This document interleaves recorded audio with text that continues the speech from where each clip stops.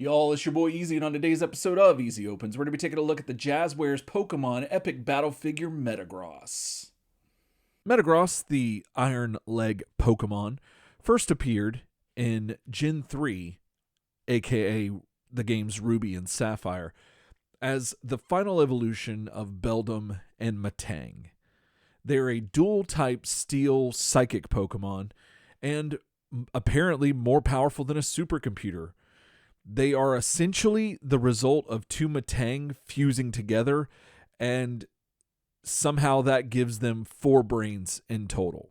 Also, this Pokemon in the Horizons series has shown the ability to change the cross sign on its face to different mathematical signs, which is kind of cool, in my opinion. So the box art for these epic battle figures are usually just the standard Pokemon style guide kind of art because they're open figures, like they're not necessarily in a box.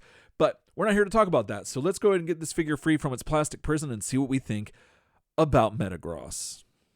Alright, so fresh out the box, y'all, I am absolutely taken with this figure. It's pretty big, and I really dig that a lot. Its size is pretty much one of the main things I love about it. I mean, the design is cool just in general, but its size is just impressive, and I like it, as a Pokemon, but also as a figure. And I have been looking for this figure for a very long time, and I'll tell the story in a little bit about how I found it. But first thoughts in hand, it's a lot lighter than I thought it would be. It feels like a toy, which isn't always a bad thing, but I would have liked for it to maybe have a little bit more heft. But I get that could cause problems, I guess, maybe with making it cost more with shipping or something like that. I could see some logic there. Then again, if it had any more heft, you could probably use it as a weapon. Then again, you could probably say that about really anything. So yeah, as far as the figure itself, it looks really cool. It's got a lot of like dents in it, for lack of a better term, and they kind of look organic, as if it's like stone that's been carved over time. And I don't know, it simultaneously looks like an amalgamation of science and nature, if that makes any sense. And I really dig that because it gives like a contrast to the figure, and I just think it looks really cool. And the way the light catches some of the indentations, it just kind of gives a liveliness to the figure, and that's really awesome in my opinion. I love the red eyes.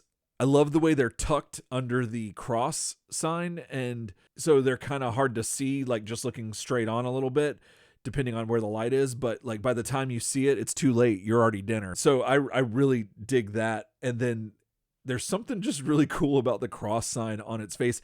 However, the way it tucks itself under the ring of its body, it looks like it's like a mustache almost, and I really dig that. I don't know. There's just it's like it's got a unibrow that's like furrowed, but it's furrowed so much that it connects with its mustache that goes underneath its mouth, for lack of a better term.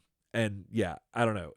I just dig it a lot. I think it's really fun. The teeth and claws are really neat. They offer like a little bit of a contrast because the design of the figure, the way the light is, it hides the teeth and the claws. So when you move it around, you're like kind of like reminded that, oh yeah, those are there. And it gives like a different kind of organicness to this figure that looks very sciencey, but when you turn it, you see the teeth and the claws.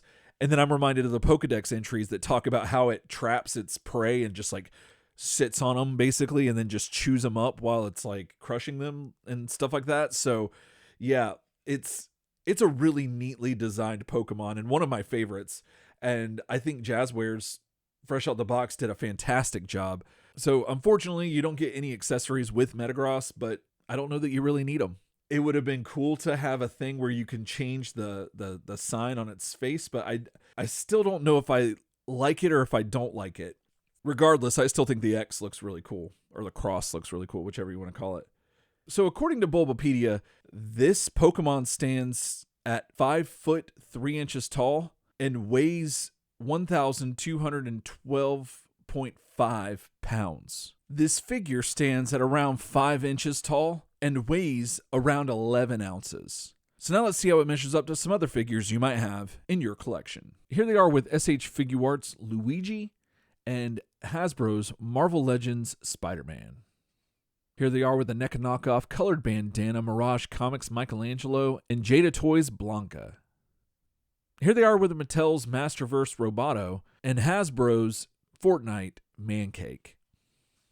Here they are with Figma's Pokemon Gloria and Marnie. Here they are with the Bandai model kit Gardevoir and SH Figuarts Ash. Here they are with SH Figuarts Team Rocket Jesse and James. Here they are with an assortment of mid to larger sized Pokemon. Here they are with an assortment of smaller Pokemon. Here they are with Jazwares Pokemon Select Typhlosion and Tyranitar. And here they are with the Bandai model kit Metagross.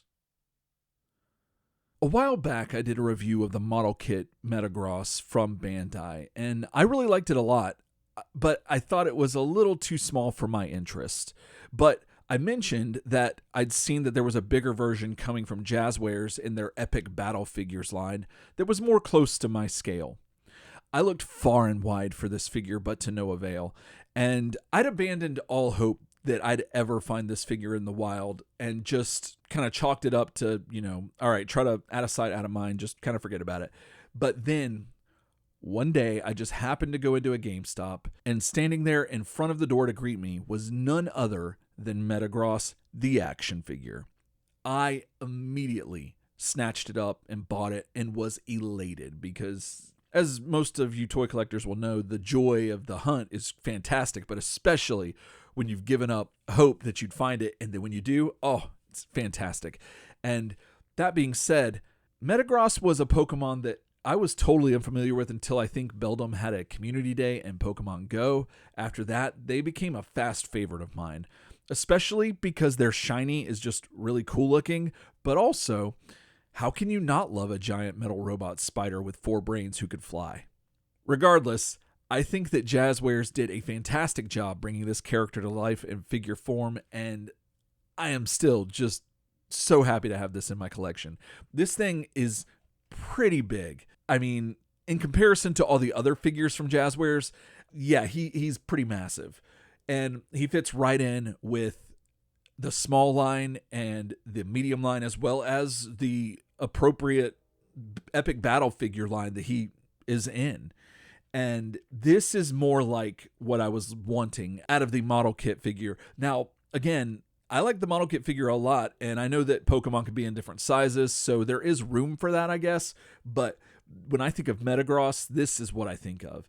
And he looks amazing. I'm probably just going to echo a lot of my same thoughts from the beginning of the episode, because what's here is pretty simple and compact, and there's not a lot of nuance here. But I did notice again that the way the light hits some of the spots on this figure, it looks as if if this was a rock type Pokemon, that you would see whatever the divots, and I don't know what you would call it, I'm not a geologist, but whatever the different ebbs and flows of a rock has on its surface, you have that in a lot of the spots that are on the legs, especially around right around the base area, but then also on the top of the head.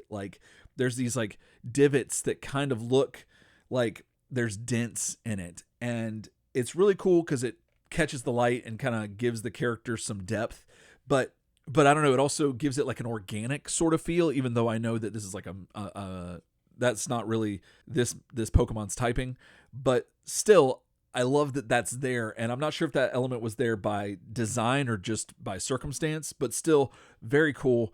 And I really dig it. The paint is great, which is mostly molded in that colored plastic for each one of the parts, but still they all look great. And yeah, I just really like how massive he is. He goes with pretty much everything I tried to get him to go with. He goes with the Figuarts Pokemon figures, as well as the Figma Pokemon figures. So you can get a lot of mileage out of this. And he just looks so menacing, and he kind of, I love the X or the cross, whatever you want to call it, on his face, but it looks like a mustache when it goes underneath his mouth. And I don't know, he just is giving a lot of Sam Elliott. Maybe that's just me, but sans the fangs, I guess. But I don't know, maybe Sam Elliott does have fangs, he just doesn't show them. I don't know. But this definitely feels like a toy, because that's what it is. There's no, hiding that. This is a toy, not so much an adult collectible, but still, I mean, it's got some substance, it's got articulation, it's a very solid figure, and it has a decent heft to it, so it doesn't feel just like hollow, even though it probably is a little bit hollow. Still, I think that if that's something that would normally bother you, I don't think it will on this figure so much, because it's not bothering me. But yeah, I just really enjoyed having him in a lot of shots, and especially having him show up in like battles with other Pokemon that are significantly smaller than him, because it just further emphasizes his massiveness, and I just really liked capturing that. That was really neat. So yeah, I'm a big fan of this figure and this line in general. I think their epic battle figures are probably better than some of their select figures that mostly are at Target, I think, or I think they're exclusive to Target. And I like a lot of those figures too. And I would have thought that this would have been better suited for that. I'm not sure how they designate which figures go where in that line. But either way, this is a fantastic figure, especially if you're a Pokemon fan and a fan of Metagross. So yeah, I highly recommend this. And if you have the model kit and you were like me wanting to get a bigger version, this is definitely the way to go. And so I'm not sure, but my only complaint is that there's not a shiny version of this, because I would rebuy that in a heartbeat. I'm not sure why they're not making shiny chase versions of these characters, but now that I said it out loud, I'm probably because they don't want all the smoke that they're getting from the card game to be coming over in the action figure aisle. And yeah, that might have something to do with it. But yeah, this is just one that I really wish that they would put out a shiny form for. But, that's a minor thing and not really anything indicative of this figure itself. So yeah, all that being said, totally happy to have it in my collection. So if you're a Metagross fan, this is a total get, hands down. If you have the model kit and wonder if you need to upgrade, I'd argue yes, but why not have both? Or if you collect kinda spider-like robot-esque creatures, this figure will definitely not disappoint. Or if you just like big-ass Pokemon figures, then you cannot go wrong with this figure of Metagross.